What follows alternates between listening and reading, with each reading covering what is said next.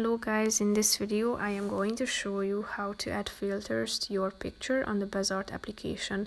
But first I just want to mention, don't forget to subscribe to my channel, because at 10,000 subscribers I am going to show you my whole YouTube revenue statistics and growth strategy, how to make money online. So let's jump into it. First of all, open the app on your phone, tap on the plus icon down below and click on start from scratch, then choose a size from your picture, then tap on the check mark icon.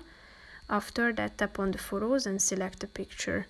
Click on the filter button down below, and here you are going to find a bunch of categories such as basic, classic, vintage, duotone, peachy, dreamy, black and white.